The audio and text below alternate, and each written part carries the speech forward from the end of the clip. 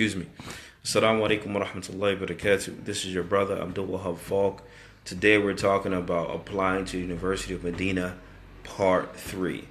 We have a list of questions here that we received in an inbox, and hopefully we'll get around to all of them, inshallah ta'ala. If I missed your question, please forgive me, and hopefully we can get around to it in part 4. Just leave me a comment in the comment box. Let me know I missed your question, inshallah, and we'll get back to it, bidhnillahi ta'ala. Okay, so some of the questions that I was asked. The first question is, once I get accepted and I start and I begin to study, what if I don't want to finish? What happens? Okay, so generally what happens is if a person wants to just stop studying in a university, he wants to go home for whatever reason, whether it's personal or listen, this is not for me, I can't do it anymore.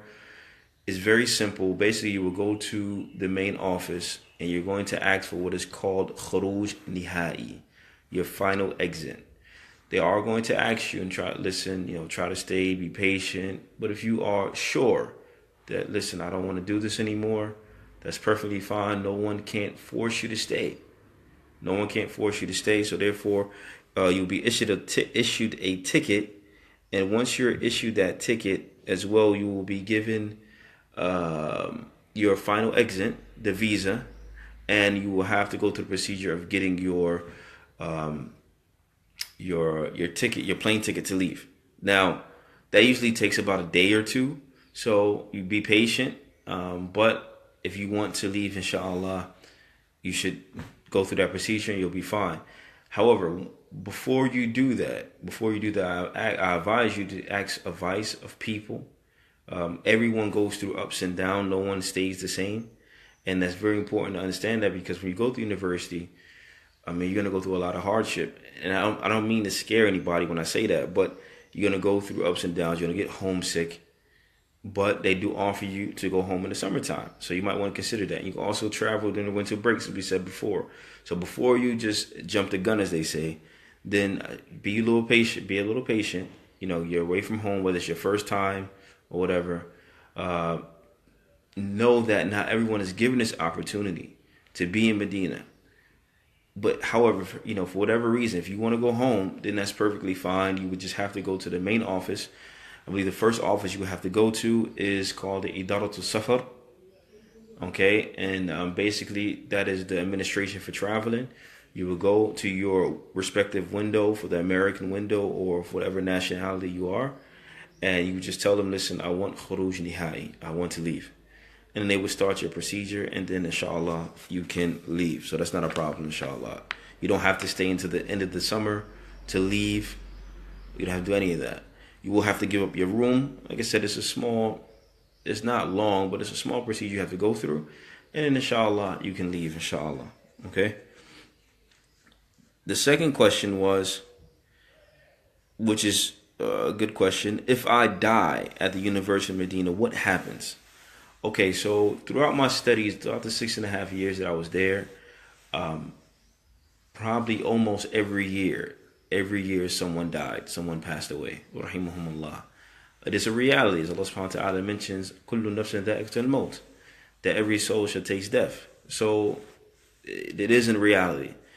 So should a person die, if they're an American citizen and they die while they're there, by car accident or some other cause, what would normally happen is that the university or the Americans will report your death to the embassy. The embassy will come out to check the body and everything like that, and to draw up the proper paperwork. And then your parents will be contacted. Even if they're non-Muslim or they're Muslim, they'll be contacted to see what do they wish to do with the body. This is what I was told before and what I have seen. So what happens is your parents will be contacted. They will decide, well, listen, I want my son to be shipped back to America, or I would like them to be buried there. No problem. Once they have that approval, then you will be buried in Baqi', the graveyard next to the Masjid of the Prophet sallallahu alaihi wasallam. It usually takes about 2 or 3 days. Sometimes one day. They kind of go through the process very quickly, excuse me. So that's nothing to worry about. However, it is a reality that, if a person dies, what happens? So once again, They will basically contact the embassy. They will try to contact your family, which is why when you come to the university, they take down your information, and so they can contact a relative in case of emergency. Usually, what happens as well is I notice some students who may have died in their sleep or because of a car accident, or they died praying. What happens is using the university, if their parents were Muslim, this is not always, but usually what may happen is that university will contact the parents and bring the parents on Umrah, a quick visa, for them to pray over their child. Once again, it's not saying that must happen, but there has been situations where it was made as an exception. However, but that's what generally happens if a student dies in university. Okay, so the next question that came in the inbox, or that I received in the inbox, was, will I be a sheikh after I graduate? Okay. Well, the answer to that is you will have knowledge of the religion, and you will be grounded in the knowledge of religion. And if Allah blesses you in that, you will be of someone of importance. I don't think that your main goal should be to graduate just to be called a sheikh or to say that you are a sheikh. However, it is a blessing to graduate from the University of Medina, and you will be of someone that is qualified to teach the religion. Will you be a sheikh? That goes, back to how hard you study and things like that. And it's not only 6 years of just studying. This is a religion where there's the best advice I can give you. Someone once told me that Islam is a marathon, not a sprint. And just keep going. Don't worry about whether I'm going to be a sheikh or not. Are people going to call me sheikh? Do it for Allah subhanahu wa ta'ala, and everything else will fall in place. Inshallah ta'ala. Okay, the next question was, what are some of the questions that I will be asked in the interview? Okay, so some of the questions that you're going to be asked in the interview will basically consist of, tell us about Allah subhanahu wa ta'ala. Also, tell us the names of the wives of the Prophet sallallahu alaihi wasallam. Also, the last questions I remember when I translated for someone was, what are some of the companions of the Prophet sallallahu alaihi wasallam? Tell us the first war of the Prophet sallallahu alaihi wasallam. Now, this is just an assessment. It does not mean that if you get all the questions right, you will be accepted. And it does not mean if you get them all wrong, you will not be accepted. Okay? So it's just an assessment to see where you're at. It has a little bit of weight to determine that, but it is not, the main deciding factor of whether you're going to be accepted or not. Okay, so just, if you are to come to the university to take the interview, then, be calm when you take the interview. And the questions range from how much Quran you memorize. And then when you tell them how much Quran you memorize, then they may ask you to recite some Quran. So for an example, let's say if you said that I memorize Surah Al-Baqarah. Okay, so he may say, well, read from this particular verse. And if you say, well, I can't do that, then he just say, read from wherever you wish. Okay, once you read, they may focus on your tajweed and things like that. Once again, it's just an assessment to see where you're at. It does not necessarily mean if you get all of them right, you will be accepted. Excuse me. If you get them wrong, you will not be accepted. Also, on one of the questions that you may be asked, have you memorized any matun? And matun basically are classical works of the scholars of the past. For an example, 40 hadith by Imam Nawawi. And if you say, yes, I memorized these hadith, then he will say, okay, what's the first hadith? Right? So tell me the first hadith, which is إِنَّمَا الْأَعْمَالُ بِالنِّيَّاتِ. Okay, all actions are by intentions. And then he will say, read the rest of the hadith. And if you get that right, then alhamdulillah. And if you don't, alhamdulillah. So it basically goes from that. Did you memorize the Surah Thalatha? Or so on and so forth. These questions that I just mentioned, it may not come in an interview. And it may come in an interview as well. Okay? So once again, those questions are just an assessment to see where you're at. And that's all. Okay. Some of the other questions that I was asked was which age can I can I apply? Excuse me. So in the first video, we said that the age that you can no longer apply, or that which is said, you can't go past the age of 25. The earliest you can apply if you have a GED or you were homeschooled. Then I believe 16. You can apply at 16, 17. Because usually also the age of 16 is when in America, if you are an American citizen, where you can apply for a passport without your parents at the age of 16. You can apply for a passport. So some people say that is the reason, Allah knows best. But you can apply at a university at the age of 16, provided that you have a GED or some type of homeschool. Meaning you finish high school through homeschooling. Okay, so that's the earliest I know you can apply, and I have friends who have come to university at the age of 16, 17, 18. I also have friends that came to university at the age of 30, 35, 40, 50, 50. So it doesn't really mean that if you're over the age 25, you can't apply and see what happens. Some people accept Islam after the age of 25. So it doesn't really mean that you will not get accepted or you will get accepted, but this is the range that they usually use between the ages of 18, which is says on the paper, 18 and 25. However, there are exceptions. If you are 16 or 17 and you have a GED, you can apply to university. Okay. The next question is, my parents do not want me to go to university. However, I want to go. What should I do? Listen to your parents. And I know that may sound, a little, crazy to some people. However, disobeying your parents is a major sin. Okay, you can also seek knowledge elsewhere. Excuse me. It does not mean you can't talk to your mom or your dad or whoever and say, listen, Ummi, Abi, I really, really want to go. Listen, I'll finish school here and then can I apply? Or, that doesn't mean you can't have a conversation with them. But if they are adamant about it, listen, I don't want you to go, don't go, then you might want to look elsewhere. Because at the end of the day, obeying your parents is what Allah subhanahu wa ta'ala orders you to do. Going to University of Medina is good and is great, but not if it means you have to disobey your mother and your father.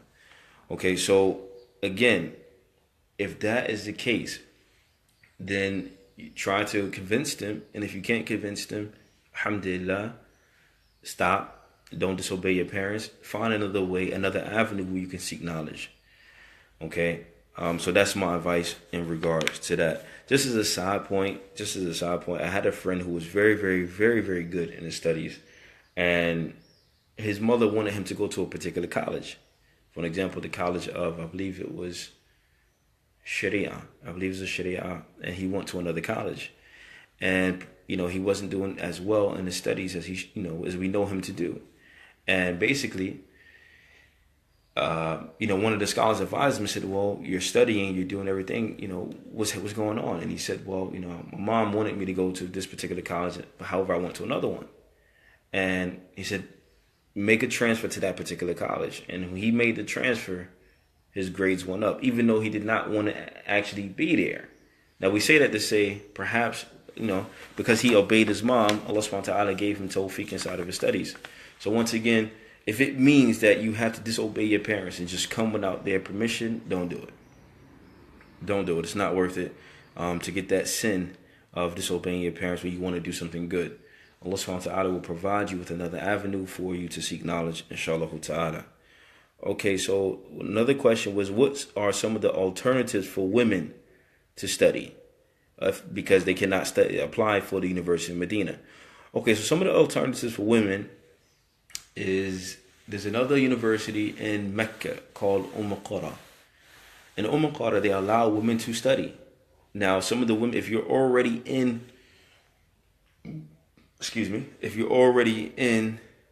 Saudi Arabia, if you have what is called an iqama, which is a residency card, if you already have that, you can go to the university in Mecca and apply. Okay, and usually what happens is if they accept a woman to study, they want her to have a mahram either in Mecca, in Saudi Arabia, or if she's applying from another country, then she will have to have a mahram that comes along with her. if a student applies, if a male applies, excuse me, if a male applies to the university in Mecca, Qura, when he gets accepted, his wife can come along with him, and then while she is there, she can apply to the university and also study.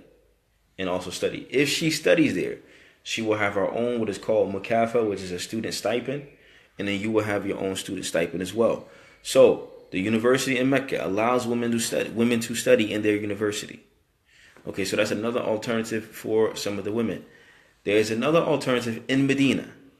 Some of the students who bring their wives to study, they bring their wives to be with them. There are some schools, some institutes that are opened by some of the scholars where they allow the students' wives to go there to learn Arabic and to go through the same books that they study in the university. Another option for the sisters who wants to study, and that's the adhan, so I'm going to have to go in a few, inshallah. But another option for the sisters to study will be, I believe there's a school in Riyadh as well. I'm not sure. I will check on it, inshallah. But there's a school in Mecca that she can go and study. And as well in Medina, there are ma'ahad, right? The institutes that she can go to and study. However, she has to have an iqama. She has to have a residency card. In Mecca, she can apply from a different country. And inshallah, if she's accepted, she needs to have a mahram to go. Okay. Also, just another piece of advice. It's great to study in Mecca and Medina and be in Saudi Arabia. However, do not make it as if you don't get here, you will not study the religion of Allah. And if you make that your attitude, then you're already starting off wrong. You're already starting off wrong. There's a lot of different places you can study. There's a lot of different countries you can study. First advice is to go somewhere that is safe. That's the first thing. The second thing is, do not have, which is Arabic to say ta'assub.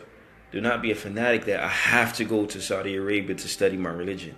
Or I have to go to Medina. I have to go to Mecca. And I'm not going to study my religion until I get there. And if that is your attitude, you're not going to be successful in that. Okay. So the next question that I was asked was, should I marry, or go to the university and then marry after I graduate the university? I really can't answer that question. I mean, it goes back to the person and everything. It depends on the person. If he feels that I need to get married, to fear Allah and to save myself, then sure, get married. If you feel like you can, study and then, get married after you graduate, then do whatever you feel is correct. However, if you are already married, now, which I have seen, unfortunately, if you are already married, you have a family, or you just recently got married, I have seen, unfortunately, brothers leave their families to go study at the University of Medina. And I don't think that's actually correct, because your family has a right over you. And your wife has a right over you. It does not mean that you do not try to explore all options to bring her. But unfortunately, you find that some people, listen, I'm just going to leave my family and go study and, let them just put their trust in Allah. This is very wrong, and it's a sin for the person to do so. So if a person is already married, then he needs to take care of his household. And if the option, or he comes across an opportunity where he can bring his family and study at the same time, then alhamdulillah. If he is not married already and he wants to get married, he feels that he needs to get married. If you notice, the scholars say the same thing in regards to Hajj. When a person asks, well, should I get married? Should I go to Hajj? Or should I get married? Should I go to Umrah? And the answer goes back to the person themselves. They know if they need to be married, and they know that how far can they hold out. If you get to the university, you can get married. You can. No one is stopping you. I mean, whatever your family situation is, I don't know. But, alhamdulillah, that option is available. But remember, once again, the school has stopped allowing you to bring families. Unfortunately, does not mean they will not open that door back up again. Allahu a'lam. However, that is how it stands as of right now. So some people have asked, their marriage proposal depends upon whether they get accepted to university or not. So my answer is basically keep those things in mind, inshallah ta'ala. Okay, so the next question that I was asked is, how do I better my chances of getting accepted? Really, there's no answer for that, to be totally honest with you, except for to make dua, inshallah ta'ala, and go through the proper procedure. Like I mentioned before, you can have a sheikh that can write a letter for you, or a recent graduate. However, it can be for you or it can be against you, as I mentioned in the previous video. So I don't know any tricks actually to help a person get accepted, but my main advice was for a person to make dua to Allah subhanahu wa ta'ala. Also, if you're coming to take your interview and while you're traveling here, my next piece of advice is to make dua while you're traveling. As we know, the dua of the traveler is answered. The dua of the traveler is answered. So therefore, inshallah ta'ala, that is my advice in regards to that. As for getting a particular letter for a certain institute, personally, I don't know anything about that. Will it help? It may help. I'm not saying, somebody may have a certain connection. That's fine. I'm not saying that the connection is wrong. Just keep in mind that everything is in the hands of Allah subhanahu wa ta'ala, no matter who you use. So there's a chance you will be accepted, and there's a chance you may not get accepted as well. Okay. What are some of the alternatives to bring your family to University of Medina? Okay, so I think we kind of touched on that before.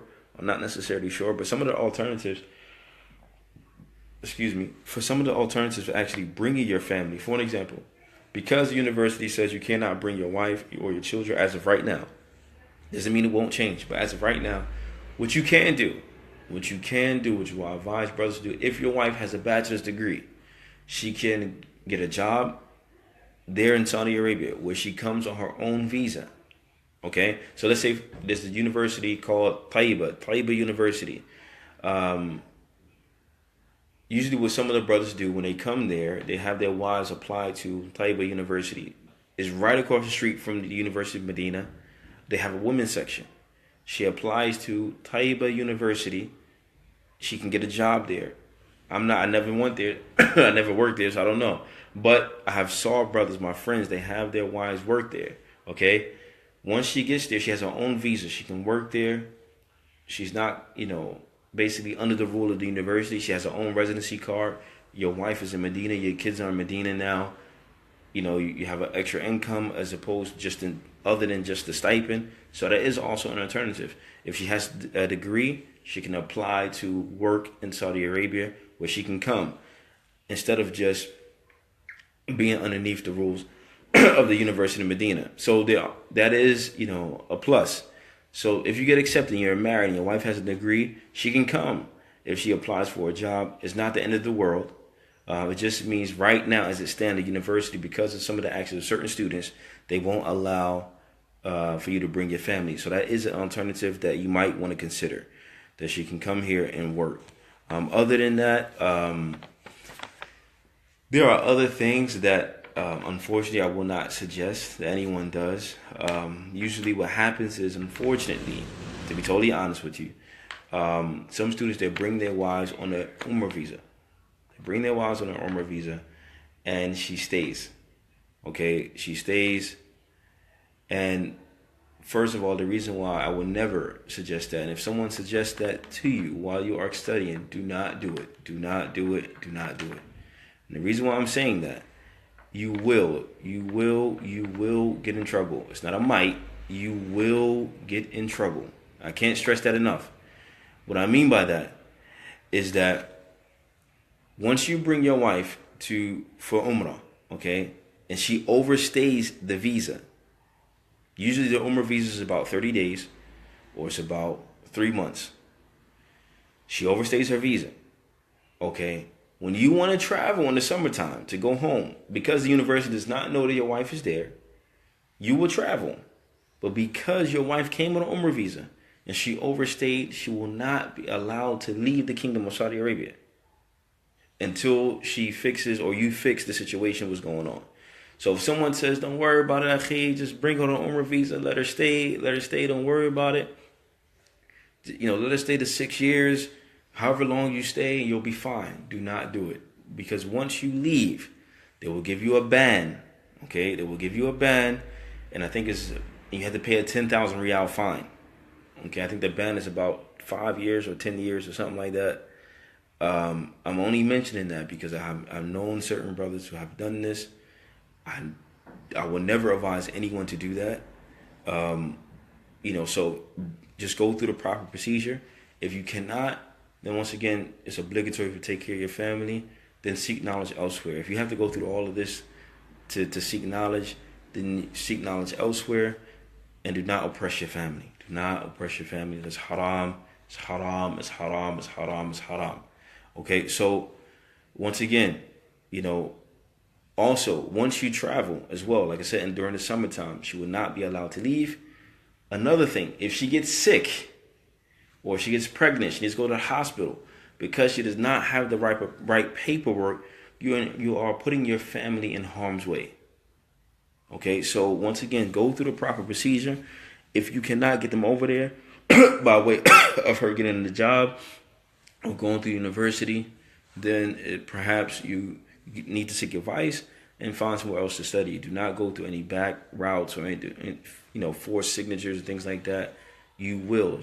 It's not a might. You will get in trouble. Okay. So that's my advice in regards to that. Next question is, can I get married while I'm over there? Okay, so I guess a person is saying that can he marry someone from Saudi Arabia? Yes, I mean, there is a procedure for that. But this is not for me to talk about that. It's not the video for that. So inshallah, if you get there, may Allah grant you tawfiq. But you can get married while you're over there. You have to go through the courts in Saudi Arabia to go through the proper procedure. And inshallah, may Allah grant you success. Okay, so the next question was, what is some advice do you give to the student who just got accepted? Okay, so some of the advice that I give for the student who just got accepted to University of Medina is to always be sincere and to remind yourself of why did you study. You're going to be tested by Allah subhanahu wa ta'ala, of course, and you're going to have those doubts by shaitan. Did you make the right decision?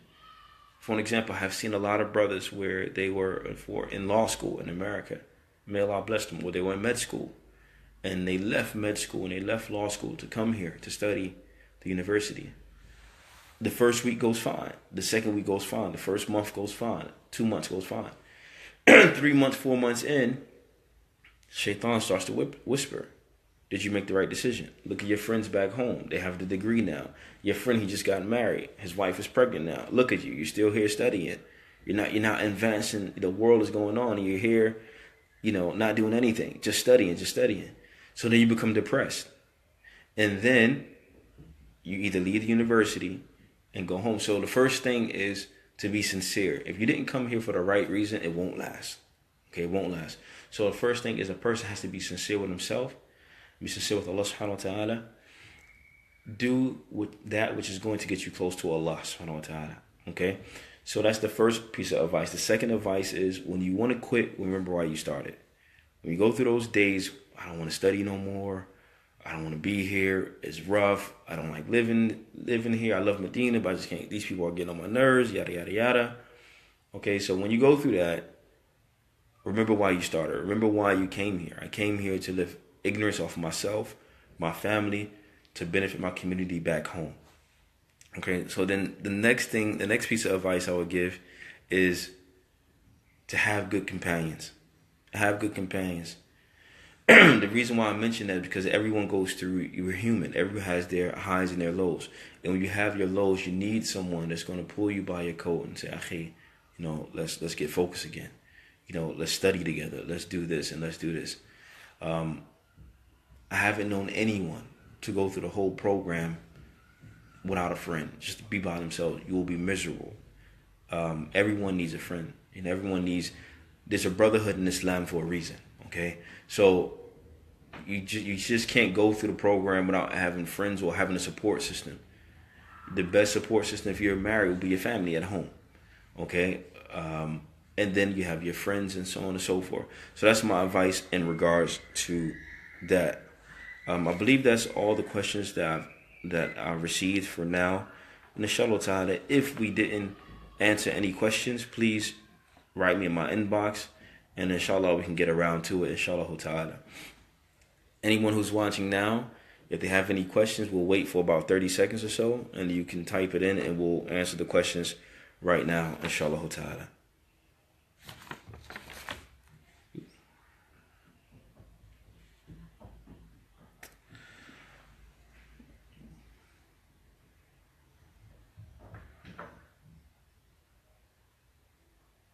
I believe, alhamdulillah, I answered all the questions that was asked. We had about 15 questions. I believe I answered them all, inshallah.